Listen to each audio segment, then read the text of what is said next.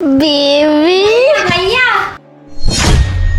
ভাইয়া দেখো দেখো ভাবির সঙ্গে না একটা আঙ্কেল আসছে।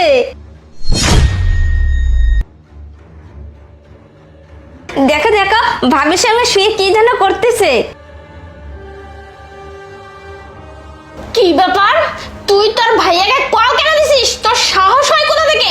আর তোকে যে একসাথে 6-7টা কাজ দিয়েছিলাম সেগুলো কি করেছিস? হ্যাঁ হ্যাঁ ভাবি, আমি সব কাজ করে ফেলছি, কিন্তু ওই আঙ্কেলটা কে? ওই আঙ্কেলটার সাথে আমি খেলবো। এই এখানে তো আলো ছাড়া আর কেউই নেই, তুই যা এখান থেকে। তোকে বলছে যা এখান থেকে, যা বলছে এখান থেকে, যা না দাঁড়িয়ে আছে।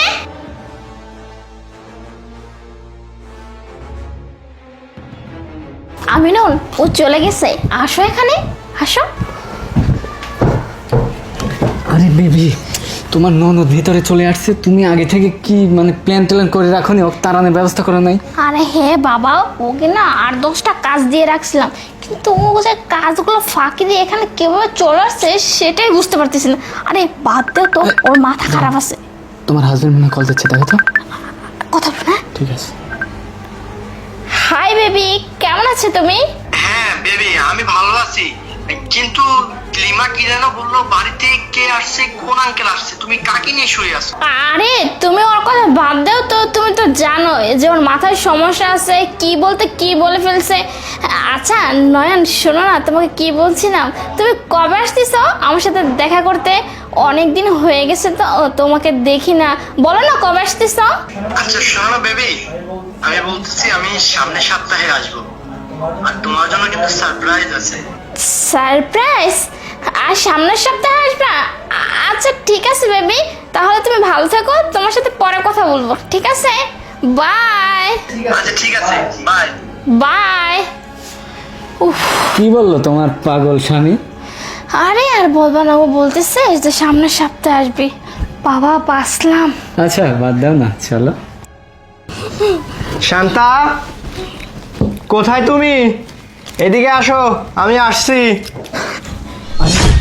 মনে হচ্ছে তোমার স্বামী চলে আসছে। আরে হ্যাঁ, তাই তো মনে হচ্ছে নয়নের গলা, কিন্তু আমি তো নয়নের সাথে কথা বললাম, ও বাসায় চলে আসলো। এখন কি করবো? আরে লুকা, বসে আসো কেন? তাড়াতাড়ি লুকাও না, বসে এখানেই লুকাও, সাবধানে কথা বলো না। আচ্ছা ঠিক আছে, আচ্ছা তুমি সব ম্যানেজ করে ভালোভাবে।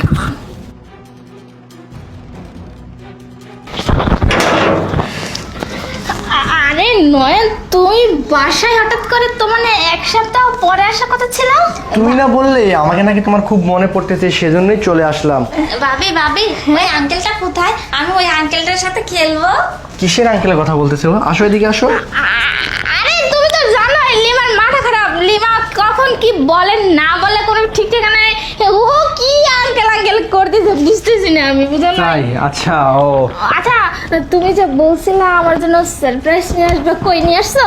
হ্যাঁ, সারপ্রাইজ তো আমি অবশ্যই নিয়ে আসছি। হ্যাঁ, তোমাকে তো অবশ্যই সারপ্রাইজটা দেবো। কি যেন বলতেছিলে আঙ্কেল? কোথায় আঙ্কেল? হ্যাঁ ভাইয়া, আরে আমি আঙ্কেল দেখেছি। আঙ্কেল কোথায় ভাবি? নয় শোন না, ও পাগল। আরে লিমা শোন না, তুই কোথায় যাচ্ছিস? লিমা আমার ছোট্ট বোনটা, আমি তোমাকে ও কার কথা বলতেছে? কিসের? আঙ্কেলের সাথে আরে নয় শোনো না। কি ব্যাপার? এই ছেলেটাকে? এটা এটা একটা আঙ্কেল। এই ছেলেটাকে তোমাকে বলতে বলছি আমি। আর আমাদের বাড়িতে তোমার বেডরুমে পর্দার নিচে কি করতেছে? ও ও ও ও হচ্ছে আমার ফ্রেন্ড, আসলে মানে ও মানে এই তুই ওখানে কি করতেছিলি বল না, আসলে কি মানে হয়েছে কি? আসলে কি বলতেছো তুমি? আমি তোমার ফ্রেন্ড। কি করতেছিল ওর সাথে? ওটা আমার গার্লফ্রেন্ড। ভাইয়া, এই আঙ্কেলটা না ভাবির সঙ্গে বিছানায় কি জানি করতেছিল। সত্যি কথাটা বের হয়ে গেছে, তুমি এই ছেলেটাকে নিয়ে বেডরুমে শুয়েছিলে, বুঝতে পারছো? আর ও যখন আমাকে ভিডিও কল দিছে না, তখন আমি সবটা দেখতে পেয়েছি। লজ্জা হয় না তোমার? আমি তোমার জন্য দূরে চাকরি করি, কত কষ্ট করে টাকা ইনকাম করি তোমার জন্য, আর তুমি কি না পালিয়ে গেছে না? আমি খেলবো। বয়ফ্রেন্ড তো কষ্ট করে টাকা ইনকাম করি তোমার জন্য, নিজের দিকে না তাকিয়ে রাতকে দিন দিনকে রাত করে আমি না খেয়ে না পরে না ঘুমিয়ে তোমার জন্য কষ্ট করি, আর তুমি কি না এখানে একটা ছেলেকে নিয়ে রঙ্গলীলা করতেছো, তা আবার আমার বেডরুমে আমারই বাড়িতে বসে। তোমার বিবেক বুদ্ধি জ্ঞান কি সব বিক্রি করে খেয়ে ফেলছো? নয়ন তুমি আমার কথাটা বিশ্বাস করো, লিমা তো জানো এই যে ওর মাথা খারাপ, ও কি বলতে কি বলছে ওর মাথা খারাপ, ও কি বলছে সেটা সব কিছুই ঠিক আছে, কিন্তু এই ছেলেটাকে পদ্মার নিচ থেকে আমি টেনে বের করছি। এবং লিমা যখন আমাকে ভিডিও কল দেখাইছিল তখন আমি নিজের চোখে দেখছি তুমি ছেলেটাকে কিস করতেছিলে। নির্লজ্জ বেহায়া আমি কথা বেরিয়ে যাওয়ার বাড়ি থেকে। আমি তোকে বেরিয়ে যেতে বলছি এখান থেকে, তোকে না হলে আমি গলা টিপে মেরে ফেলবো এখান থেকে। বের হ।